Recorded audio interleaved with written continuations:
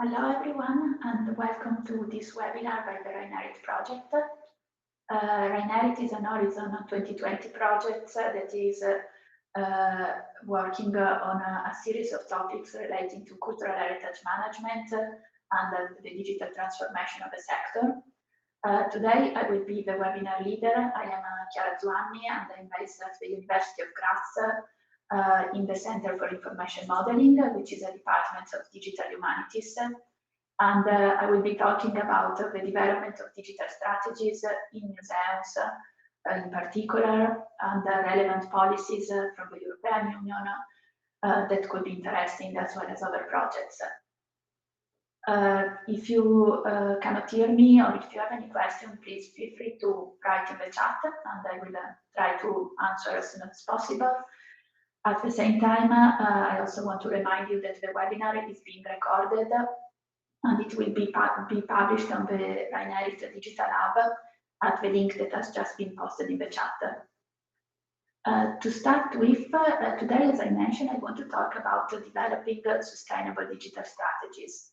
By this, I mean thinking about why should we develop a digital strategy, what is the importance of having a clear document in this regard, how can we start, what needs to be included in a digital strategy, how can it be evaluated, and ultimately I will have a series of links where to find more resources, and I will show you the ReInHerit Digital Hub and the resources we are developing in the project.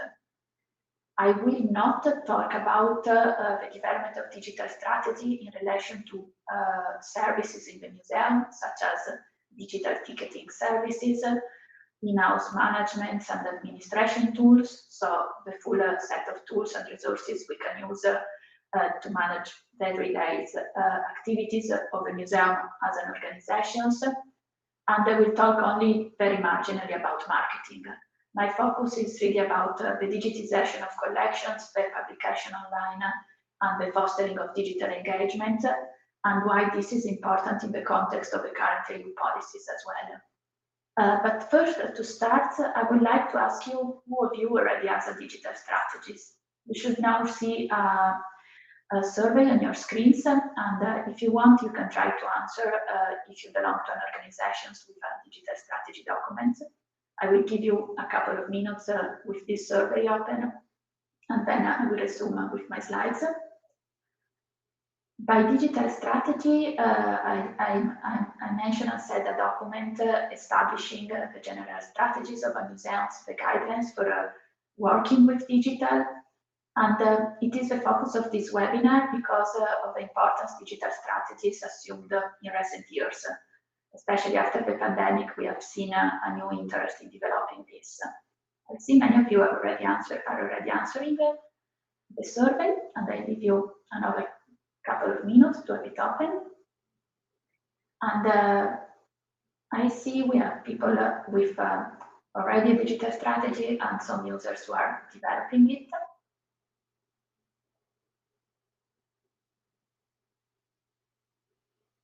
So I wait again a couple of seconds, and then I will close this survey for the moment.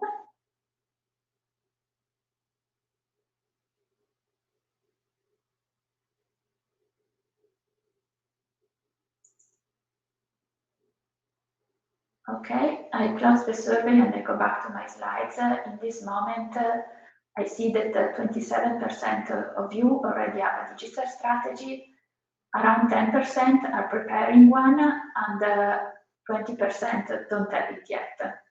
So I hope to convince those of you who don't have a digital strategy of its importance, and to have a good discussion with those of you who already have it or are developing it about the main features you are considering. I've already anticipated some of the topics in these slides, but having a digital strategy, it means having a plan, a strategic plan that allows us to guide any digital activity. This is important because digital infrastructures, digital tools, but also staff to implement a digital activity has a notable cost. And by having this document, we can sort of have these guidelines that allows us to match every potential activity we could do with our objectives, with our capacity, so to develop not only a digital activity, but a sustainable digital practice in our organizations. When it comes to cultural heritage collections, usually the first steps, as I will go through later, are about digitizing the collections and making them available online. And this allows then us to develop a series of promotional activities to valorize our common cultural heritage. However, digitization can be achieved in many different ways, and some standards are more sustainable and allows us to develop a more long-term set of resources than others. And this will be something that we'll come back on later in the presentation. Another aspect of a digital strategy is that digitization per se is not enough. We actually need to make the collection accessible to a variety of audiences, and ensure we all have the experience in developing resources for different types of audience, different audience segments, and we are aware of their different needs. So we need to be able to exploit our digital assets, so to cater for children that are perhaps doing the school homework, or researchers who are conducting new research across a specific set of topics and needs to have more data about our objects.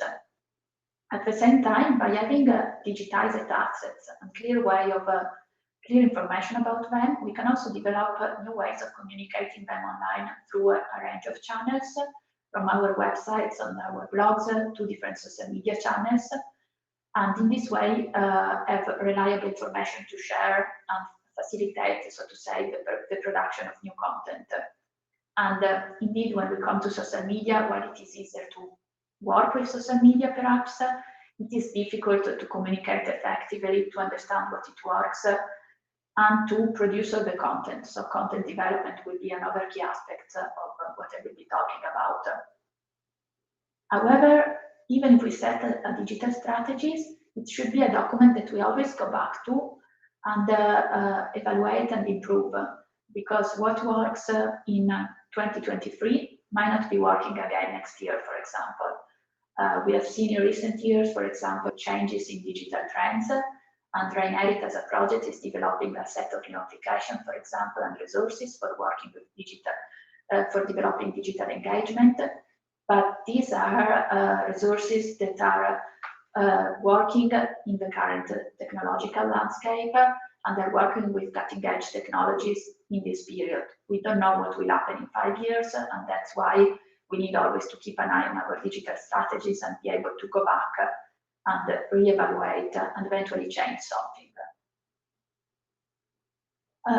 Another aspect is that while these are all the general consideration about how to do a digital strategies, you could be asking, why now? And why is it now particularly important to work on this type of document?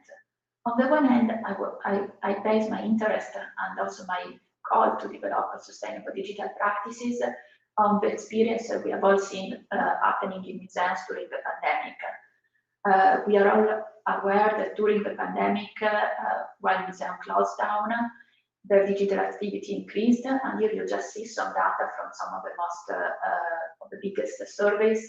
ICOM, the survey by the International Council of Museums, was first done already in the spring of 2020 during the first lockdowns, and already measured a 15% increase of digital activities worldwide.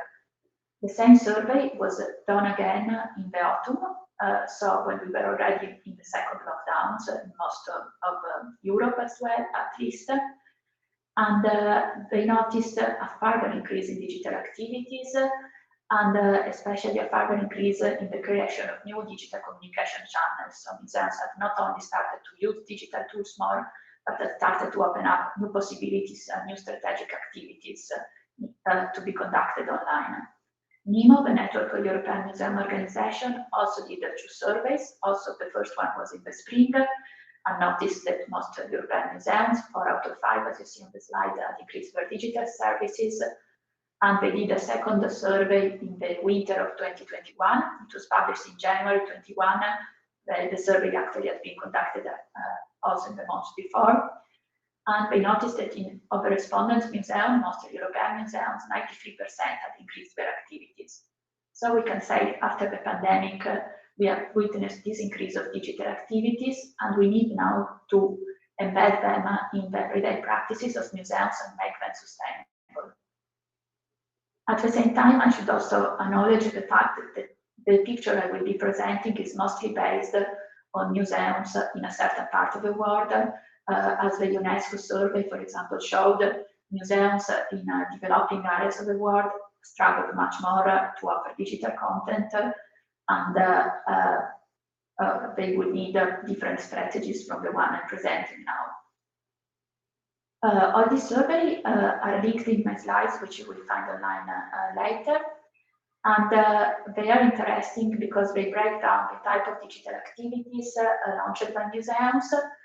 These are just free sample graphs from the free surveys, or better, from the surveys from the free organizations, in which museums were asked which type of digital services have changed since the pandemic, which type of digital responses have you developed in this period. And what is particularly interesting is the range of content that shows the type of resources uses.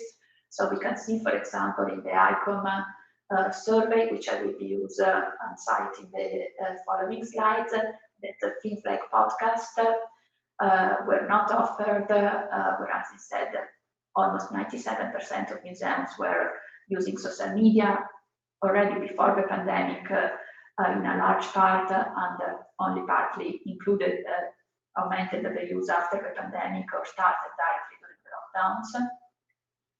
Or we can see, for example, the switch to live events, so to online Zoom events such as this webinar, after all.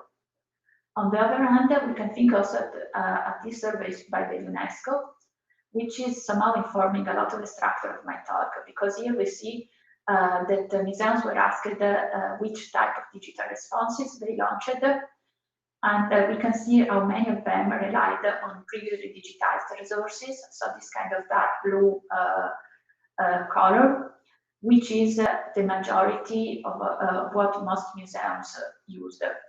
And this, in a way, highlights the importance of having these digitized resources, because in the event of a lockdown, these museums could quickly rely on them. Then, depending on their capacity, which is financial, staff capacity, the condition of the lockdown in this part of the world, they could somehow develop a new online exhibition, such as many museums in Europe did. They could develop new social media activities or use social media to a larger extent, which again is predominant in Europe and in the Asia-Pacific region. Or they could develop special activities, so special projects launched and developed during the pandemic. In this case, I will base, as mentioned in my talk, on this type of results from the survey, but also on my own research on museum digital projects during the pandemic. This is a map I created in the spring of 2020, so during the first lockdown, in which I tried to kind of catalog, or at least to record, all the digital projects that I was witnessing being launched by museums around the world. And I did so by using different categories, so dividing them by broad categories, such as contemporary collecting projects, so projects aiming to document the events of the pandemic, social media initiative, streaming content, so online video calls, Zoom events, and so on, virtual tours, online exhibitions, games, educational contents, and then I had a broad category for other activities, and I tried to map some of the Twitter hashtags being used in the period. On this slide, you can see the hashtag close but active, which was particularly used in the German and Austrian world, so the country where I'm now based, and it was particularly interesting for me. And for each of these projects, you can, of course, see on the map more details, such as a short description of the museums who did it. Overall, I ended up collecting around 1,000 projects from circa 45 countries, and some of these projects had actually directly been contributed by museums through an online forum.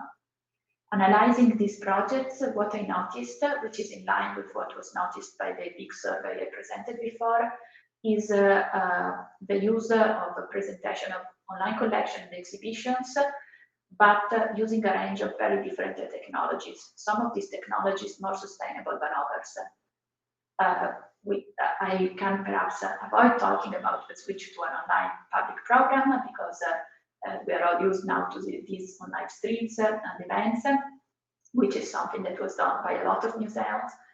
Again, the registration of these events is not always available. So often it was one-off events in which energy was invested, but that then kind of disappeared.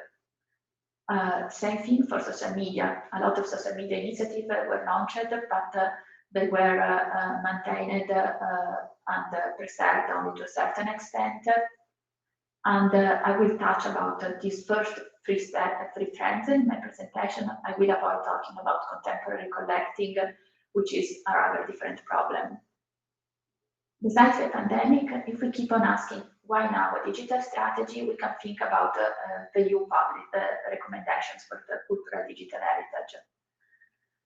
This is a set of recommendations that was published in November 2021, and it is linked to funding through the Recovery and Resilience Plan, which is then cascaded to every single European countries and finances cultural organizations in reaching these targets. These recommendations contain a general set of principles and recommendation of the importance of digitizing assets according to shared standards, making them available for researchers and for the public, and through also 3D digital assets.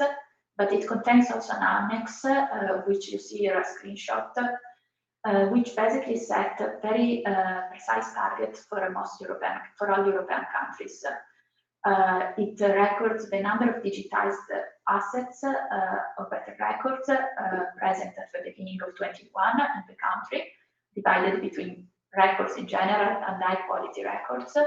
So data that have been recorded according to precise standards, such as those I will mention later. And it sets targets for new high quality records to be added by 2030. Besides the need of high quality records, it also sets for the first time targets on digital assets. So there is a big, let's say, support for digitizing more data about cultural heritage and digitizing in 3D cultural heritage objects. And as mentioned, this is supported by the EU and then cascaded through funding through every EU country. In remaining with the EU policies, this strategy follows the EU strategy for data, which was published a bit earlier, and this EU strategy for data, which encompasses all sectors, not only digital heritage, established also the creation of different data spaces, for example, for physics, for various sectors, including a data space for cultural heritage. In Europe, we have Europeana, which is already a portal, an aggregator of cultural heritage data. And at the moment, it includes more than 52 million of assets. And those are mainly images and text. There is very little in regard of audiovisual content and 3D content. And so this is also being encouraged in the future. Europeana has already had a few working groups reflecting on the needs of 3D content, which means how can we actually produce a sustainable 3D content, which type of formats and metadata do we need to use to record our 3D models of cultural heritage artifacts, and is now leading the EU projects for the cultural heritage data spaces. This data space was let's say, the call for developing it was launched last year, and it was awarded in the autumn, and so now the development and deployment of the data space is just started. But this will become the core infrastructure in Europe for sharing high-quality data sets related to cultural heritage. It will kind of recommend standards for the aggregating and sharing this data. It will have multilingual functionality, which are already present also in Europeana. And by sharing the data according to these standards and within this infrastructure, it will be possible also to use machine learning applications to do more with the data. And at the same time, the ultimate scope by making all this data available, it will be of developing new narratives and new uses of heritage data in research, in public engagement, but also in relation to the cultural and creative industries. So, for example, video game developers who want to use 3D assets of heritage objects will be able to access and use those through the data space and according to specific regulation and that will be set by this major project. Probably you have heard also of the European Museum Cloud. This is also under development, and it is even a bit behind in comparison to the data space, meaning that we know less about it at the moment, and there are a couple of calls by the EU that just closed to develop it. The Museum Cloud will host resources for working with the data sets. So in this sense, it is a complementary effort to the development of the European data space for cultural heritage. The question now is, how can we participate in this effort? How can we make so that small museums, medium-sized museums, will be able to share their data through this infrastructure? We'll have digital strategies that allows them to develop long-term practices more sustainable than those developed during the pandemic. I kind of summarize my steps for a digital strategy in these 4 boxes. And first of all, we need to digitize the collection and having the data available. Then there is the publication of the data step, in which we publish them through a set of portals. It could be an online collections, but we can also publish part of them in thematic exhibitions. We communicate them through a range of channels, and then we evaluate on the data our digital strategies. If I think of digitizing collection and enriching data, the best, but also of a comprehensive digital strategy, the best examples that is always coming back when we have digital heritage or digital museum conferences, the Rijksmuseum. This is because when the Rijksmuseum was closed for restorations more than 10 years ago, it developed a massive program of digitization, digitizing its collection and making them available through the Rijksstudio. The Rijksstudio does not only publish the collection online, but it also adapted to the best practices in open access. So these collections are online for us to look at and to use. We can download high resolution images of every object, and we can reuse it. So there is really a full open access in which the use of the collection is encouraged, and it is promoted through annual competition.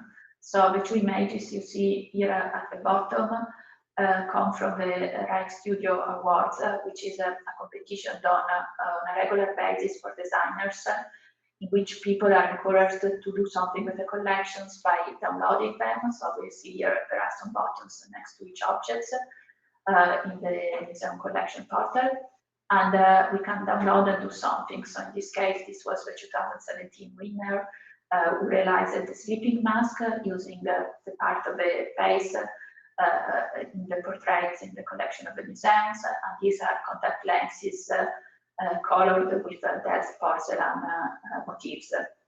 But in this sense, the museum is always the example we go back to for best practices in making collection available with data, and we see these statistics that are perhaps a bit old now, but they just show the success of such a strategy. If we have to start developing a strategy, there are resources online, and I will have some links linked in the last slide of this presentation. And we have framework that we can use. In particular, I want to highlight this framework, this digital strategy canvas developed by COGAP, a British-based agency, which mapped out important factors to consider in developing a digital strategy. You will find the link at the end of the slides. If we look at it now, we can summarize it also through these questions, which is, first of all, thinking what are my assets and what are my objectives, of course. And when I think at assets, I think at collection, what is already digitized, which means what is already cataloged in my internal database, which quality do the data in my database have, how much of this content has images or has 3D models, and how can I develop further this aspect, my collection digitizations. This is depending on capacity, of course, because it depends also on how my team is organized. If I have expertise in-house, if I have a team that can focus on digitization projects, if my team is centralized or distributed across the organizations, and whether I rely instead on external consultants and agencies, because this, of course, affects my cost in planning for a digitization program. And in relation to the staff, I want to highlight the project one by one, done in the UK by a group of researchers. It will be again linked at the end of my presentation, in which a set of reflection was done on how to develop digital expertise in museums and how to digital team work in museums that are better organized. At the same time, in terms of cost, of course, I need to think also about the infrastructure. CMS can be a collection management system, so database to record all my data, and many of those come with a cost. DAM is a digital asset management system, which can also be used to ensure long-term preservation of my digital assets. And then if I want to digitize by taking photos or developing 3D models, of course, I need equipment also for that part. And I need this part to digitize the collection and starting to think about how to publish. In publishing them, I need to consider my audience, of course, and which segment I want to address with its specific initiatives and how. Going further and focusing a little bit on digitization, but not too much.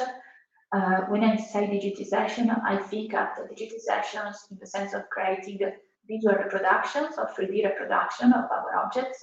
Visual reproduction, it means, of course, high quality photos.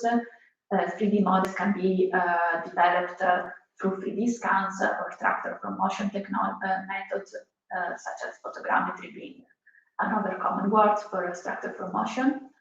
And you see here two images from a project we are doing at the University of Graz, digitizing our cast collection.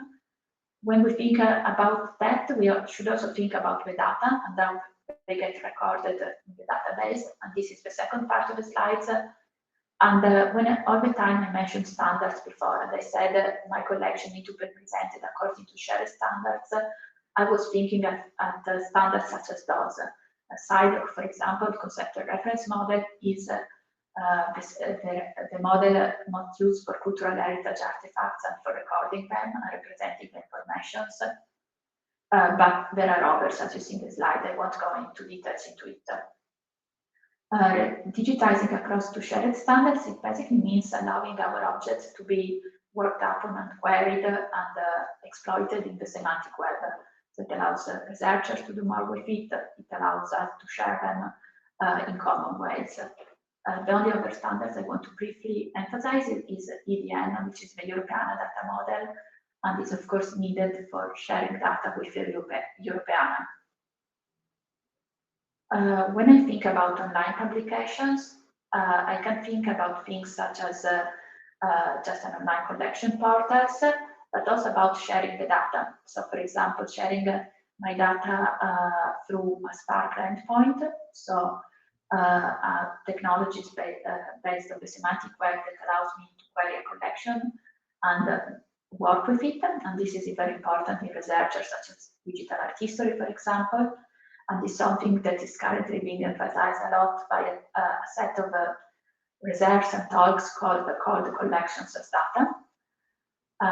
And at the same time, I can also share the data simply on GitHub, for example, or any other platform for download by researchers.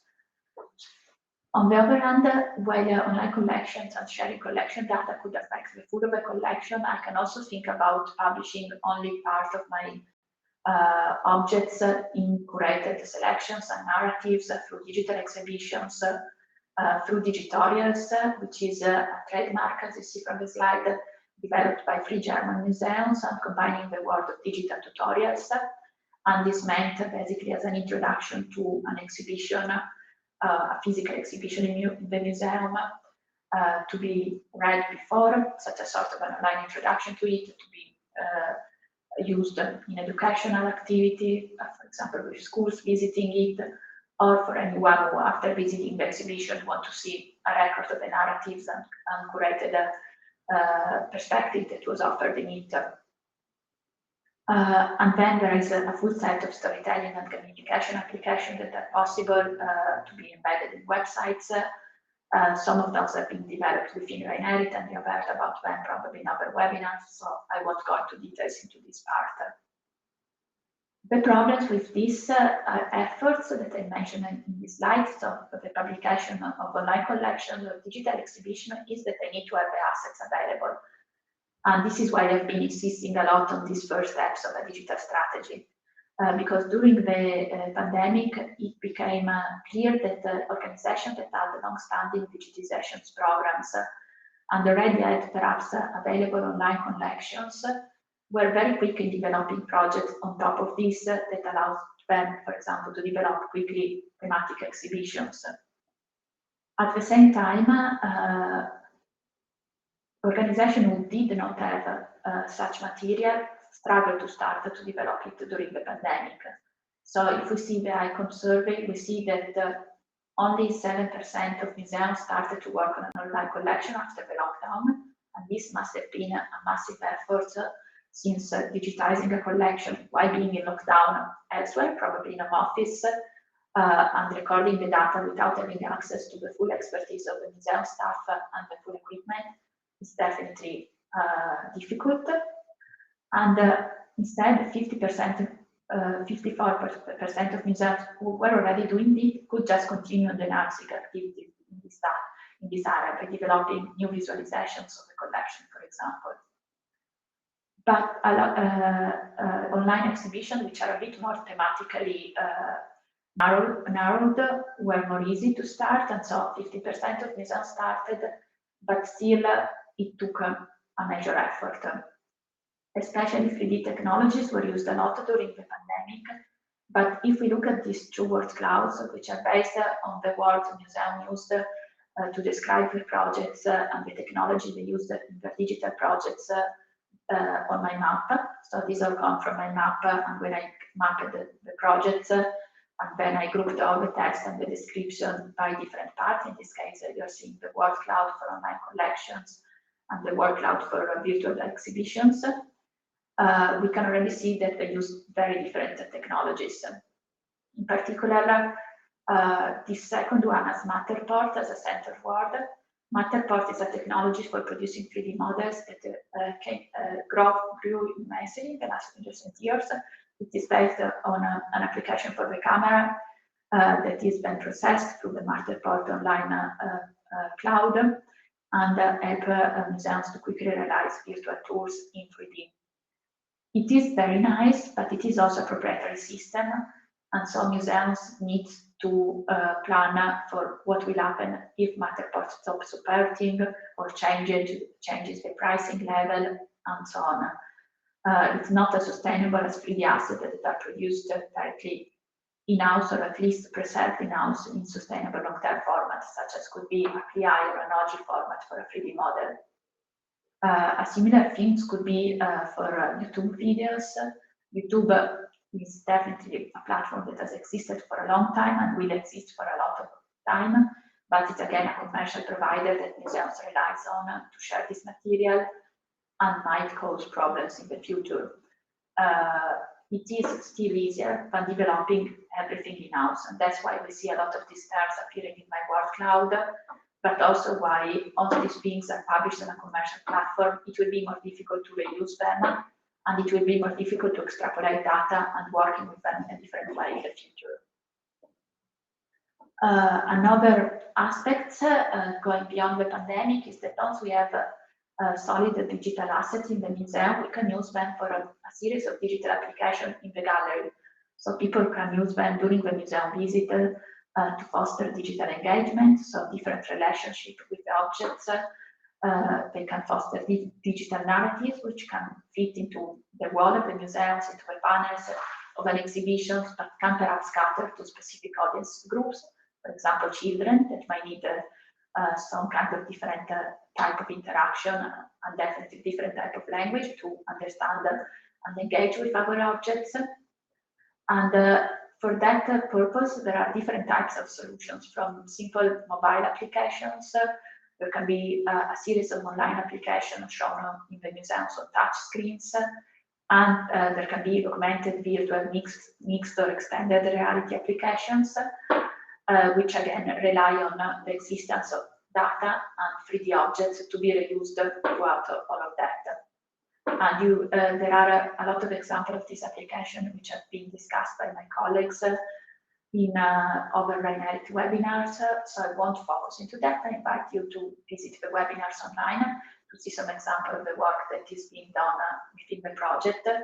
What I want to focus on is on the things we need to pay attention on when planning a digital application in gallery, because planning a digital application to be used during an exhibition, it means also planning for a different visitor journey, in which the application needs to fit in seamlessly. And if we think about the museum experience and the experience of visitors during a museum visit, there are a few frameworks we can rely on.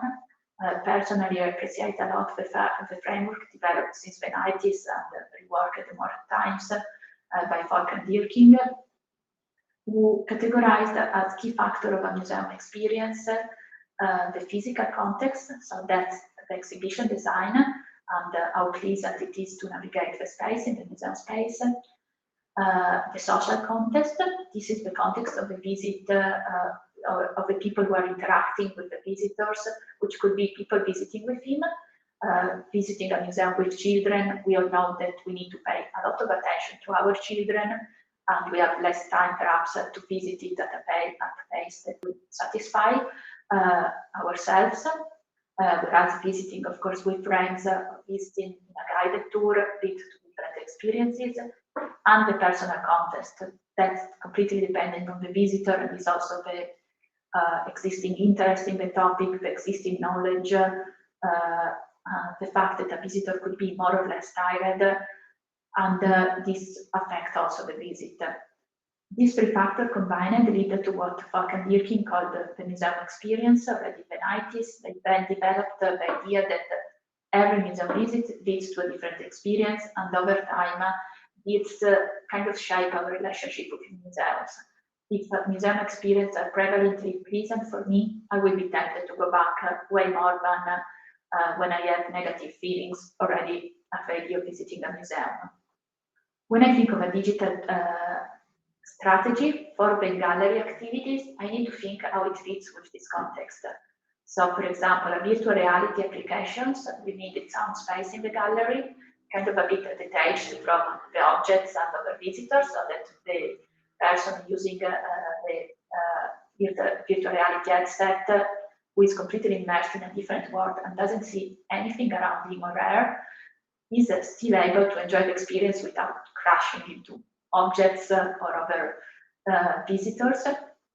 But at the same time, already when I say a visitor using a virtual reality headset is completely detached by the surroundings, this kind of limits the visitors with young children, because parents with young children cannot really put on the headset and forget about the children around them. And I need to think about that. When I develop an app, instead for users, I can think about their personal context and their needs. If I am an archaeology museum and I plan an app, it means planning for very different levels of expertise if I'm doing it for archaeology students or archaeology experts, for families, and so on.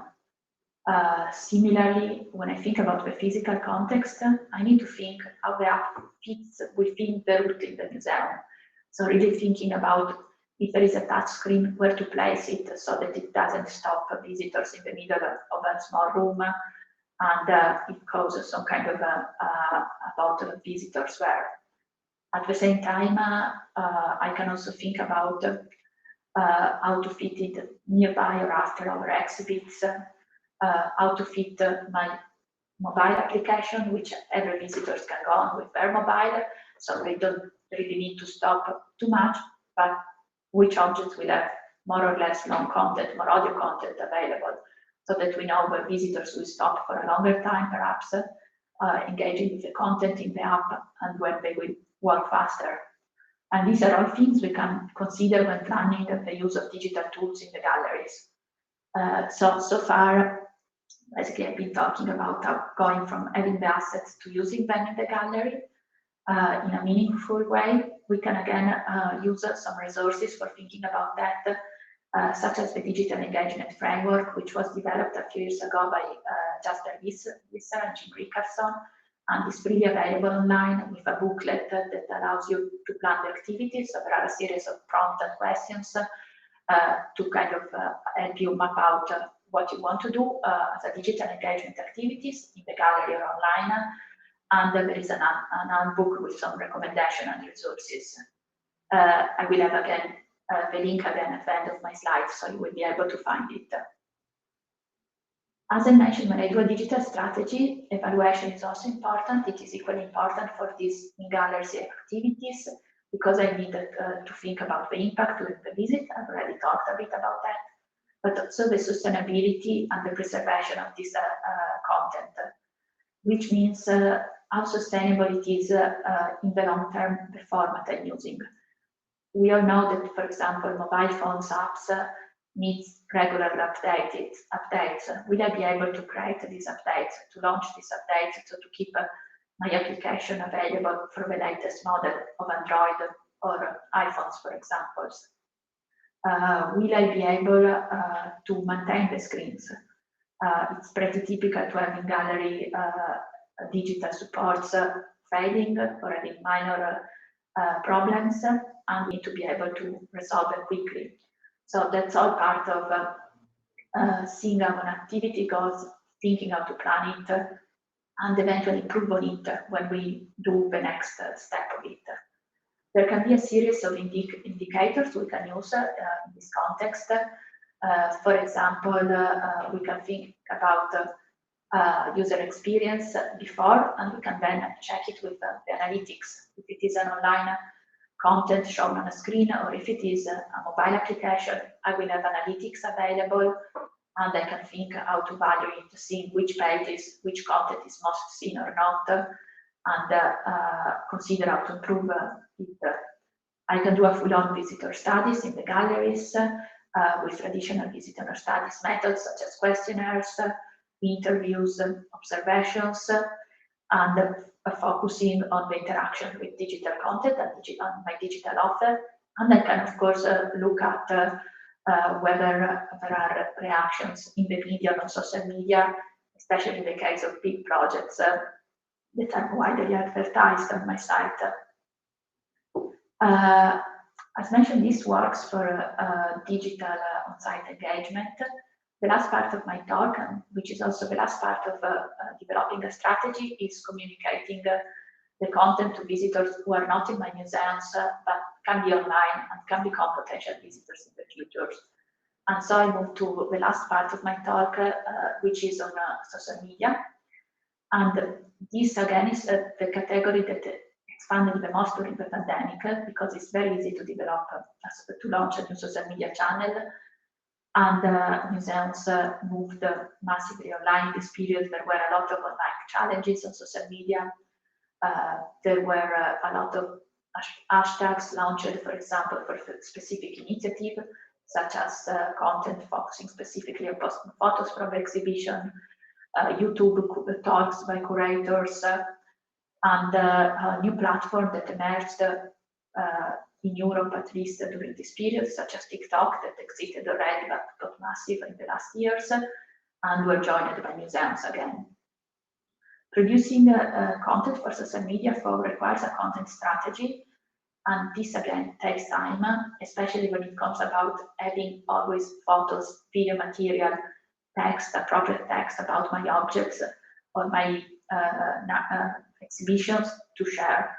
So again, even if joining social media is easy and launching social media channels is easy, to have a successful content, I need to think about everything I need to prepare before. And so even if at first what I mentioned before about digitizing collections might seem pretty disjointed, it's actually an activity that allows me to create long-term assets that I can always rely on when I go on social media and communicate my material. To develop a social media strategy, there are plenty of resources available online, more in regards of marketing or more on the research aspects, but the key steps are always the same. The first part is defining my identity. Which type of identity do I want to promote online? Who am I when I go online? And which is the best media to promote it? Which channel should I choose? At the same time, I need to think about my audience. So where is my audience? Do I want to address teenagers? Do I want to address people in their 20s? And I will probably find this group on TikTok. Or do I want to address people in their 30s? So Facebook will be better in this case. What are the habits of these people? And again, here we can also consider a statistic about when social media are most used. Every platform tends to show some kind of resources about the time slot in which there is more likelihood of being noticed on social media, which could be, for example, for Twitter or Facebook, often it is the commuting time slots when people are going home and they're scrolling through social media, for example. Based on this consideration, I can choose my platform. And the risk usually is to wanting to choose all platform altogether at the start. And this can become very quickly overwhelming because each platform has its own specific sort of niche in terms of content and language. And so we need to be careful to choose a manageable amount of platform so that then we can go into content planning and consider it according to the characteristic of the platform. So I don't expand too much on that, but we all know, for example, on Instagram, we need very good photos. But if I'm most interested in promoting events to adults, Facebook allows me to set up events, and that could be better.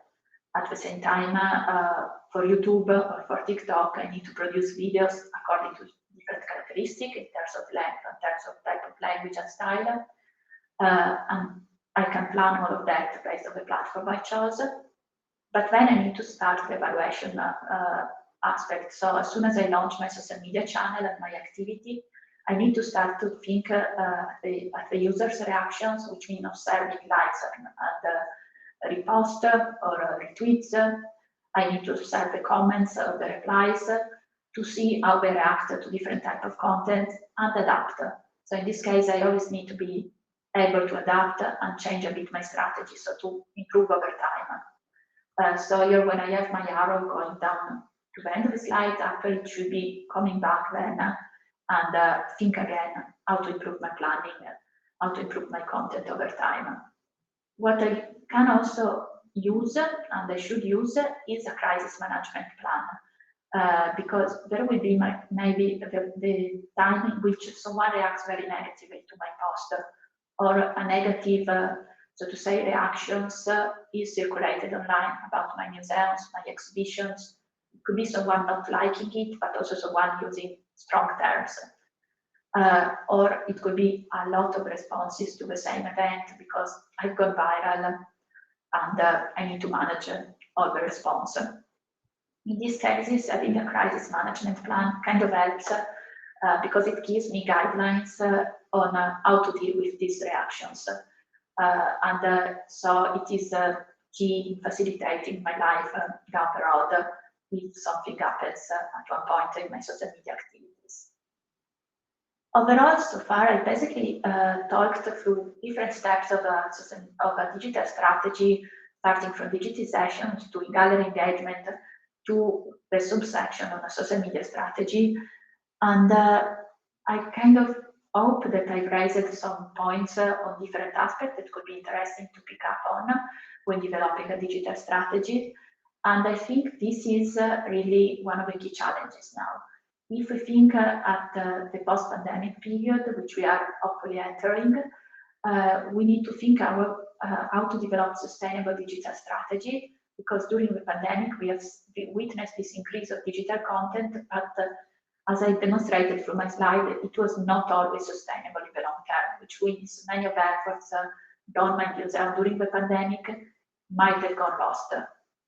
These things, this means, as mentioned, rethinking the digital strategies and thinking about this part of my slides, so to say the underwater part of my badly drawn iceberg, which is digitization and cataloging of the collections, because only this way I could realize long-term assets.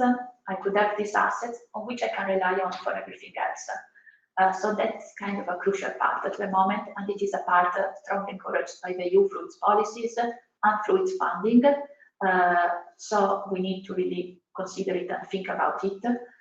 In this way, we will become sustainable. We will have sustainable long-term digital assets.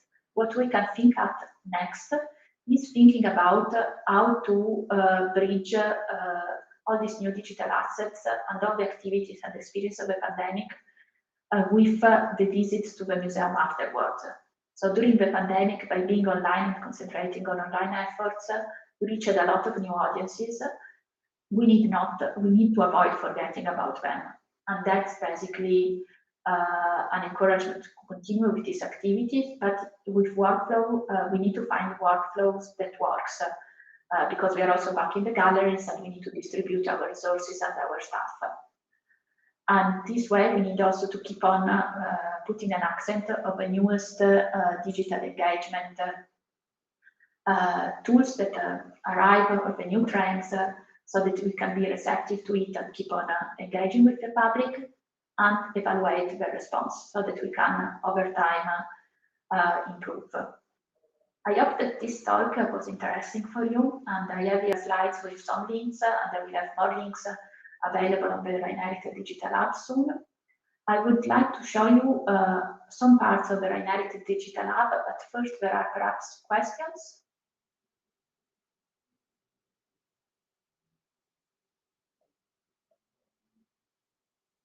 I don't see any questions. I just would like to very briefly show you how the ReInHerit project is kind of addressing these needs of reflecting on cultural management on one side, but also on digital strategies and digital resources post-pandemic. And I will share now my screen. And you should now be able to see the ReInHerit Digital Hub, which is available at ReInHerit-hub.eu. This is the portal where we are sharing all the resources produced in the project. The project has a very broad set of resources, and so we have organized them through these three main sections. If we go now in resources for professional, which you find through this box, but you also find online here through the menu, you can see our range of resources. Webinars, such as this one, are recorded and the slides are available in these sections, and just by scrolling through, you can see that we deal with different topics. So here we have webinars about technology, such as this one. As mentioned, some of them deals with gamification apps, for example, or artificial intelligence. But then we have also webinars about management, so how to develop a sustainable cultural heritage management plan, which goes beyond the digital to be more encompassing of the full needs of an organization. And we have also specific focus on tourism. So, for example, we are partnering with the ECTN, which is the European Cultural Tourism Networks, and they did recently a webinar on this sustainable cultural tourism chapter. Going back into resources, we can see also fact sheets that are specifically for cultural heritage management. So most of these resources, with the exception of this one, are really not focusing on digital aspects, but if you're interested in reflecting on other aspects of your transformation and the current practice in cultural heritage management, you will find them here. And we have the applications. In this case, here you can see some of our application as technical documentation, and these pages will be further developed in the future. If I go back to my own page and I looked at this section, Discover Collection and Events, which you find online also here on the menu. This includes aspects not only about documentation of the application themselves, but also more user-friendly promotion of them. At the moment there are 2 online, but there will be more soon. So that you can see what type of applications we are proposing for fostering further engagement with the collections. You also find a very nice podcast led by our colleagues in Spain, which are actually online now, I think. And in this case, you see very short podcasts covering a range of themes. And you will find our digital exhibitions. They are free. Rethinking Conflict is the one you can currently visit online. And they are digital exhibition developed online in this case, but also with interactive in galleries. Both the galleries and the online aspect feeds into a similar map. So if I go into Rethinking collections, and I need to choose now my country, I have a set of questions that I can answer and go through. But what I want to highlight at the end of that is a map, and I'm now just calling up the URL of this map, in which we can see answers to the question, thematic question of the idea of conflicts, gathered both in the gallery and online. In this case, this exhibition is open in Austria, so that's why you see it at the center. But whether you do this survey, these quick questions online or in the gallery, in the Grassmuseums, you will always find all the answers gathered together on the map. And that's another possibility for combining online and the gallery activities that we are trying in the project. And then I'm going now back to the hub. There is also an e-shop that we have documented, and a digital collection in which European museums are invited to donate objects. So that's another attempt to foster participation. With that, I will probably end my screen sharing. And that's also the end of my webinar. So I just wanted to ask if there is any final questions that you want to raise in the chat.